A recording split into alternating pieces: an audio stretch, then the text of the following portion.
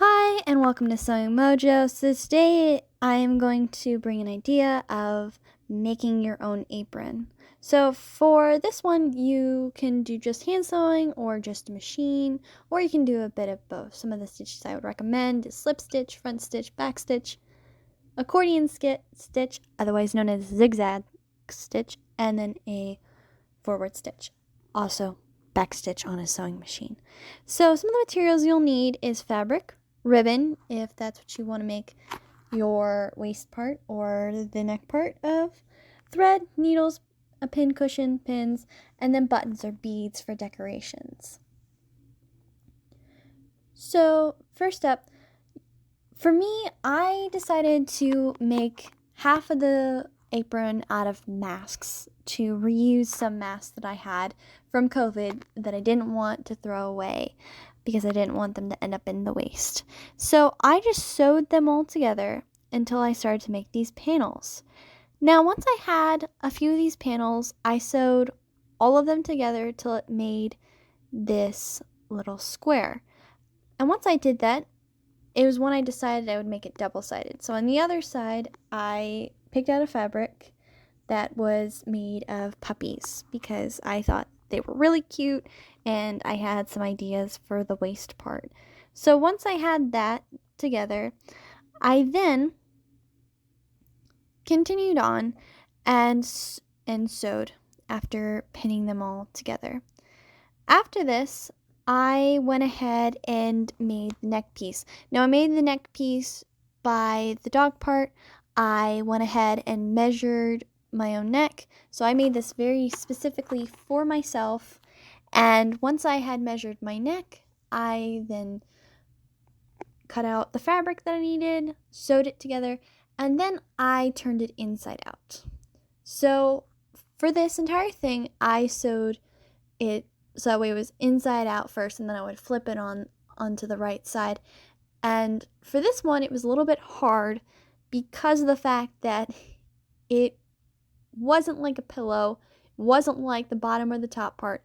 It was literally just a thin piece. So I just used my fingers and pulled it out a little bit at each time.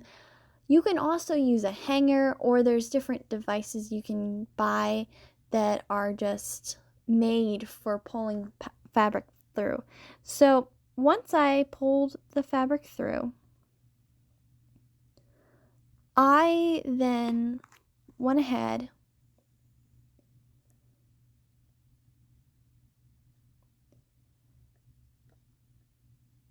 and focused on some of the other things that I would need. So again, because I'm using my fingers, it's taking me a little bit. Once I had this done, I then moved on to something else. I moved on to ironing. So I ironed in between almost every step. This is the only video I have of me ironing, but I just went ahead, I put it the direction I wanted it to go in, and then I went ahead and ironed. So iron safety. Do not touch the middle part once it is heated up. It burns and it can hurt a lot. So just don't touch that part, touch the handle. And once you're done with it, make sure that you turn it off. Because you will find that if you just push the button, you may have pushed the button wrong and it may still be on. Whether if you just pull the cord, then the cord will prevent it from turning back on. So just don't leave it on the fabric. It can actually burn the fabric. And you just push down lightly and just move the iron across. There's a tip of the iron that you can use that you just move around, and then just continue until you feel as if it's flat enough for you, but don't go too long that it burns the fabric. So next up, this was me after I had made my waistband. So I made the waist part by making fabric and measuring how long I wanted it to go around myself. Again, this apron was made specifically for me, so it's can't fit as many people unless they have a similar size to me. And so once I had this down, I went ahead and I pinned it, and then I began to slip stitch it together. And as you can see, I made little mistakes. Mistakes are common, and that's just fine. You will find that you can make mistakes, and it's just fine. It looks just fine.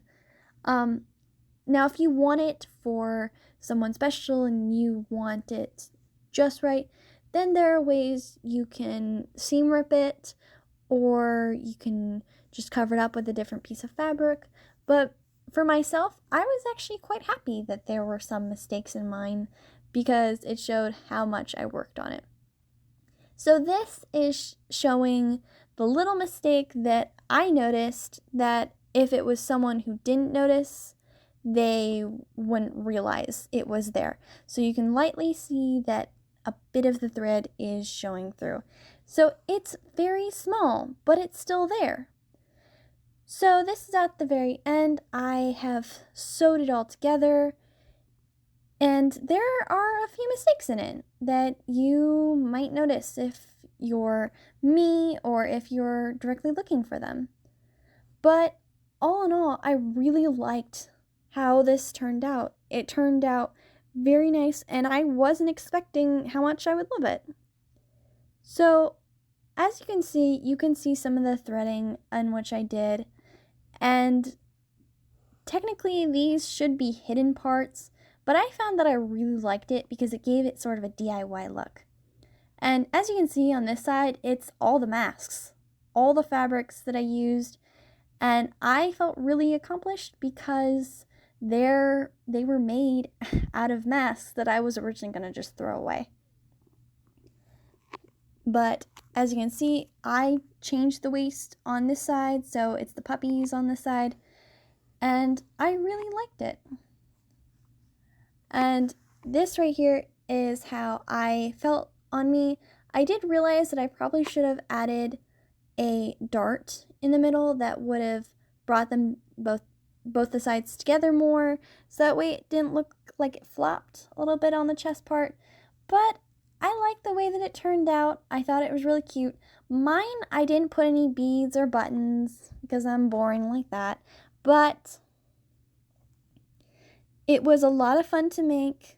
I think I might add a button onto one of the sides, and you can honestly just add buttons everywhere that you want. You can make it as DIY as you want.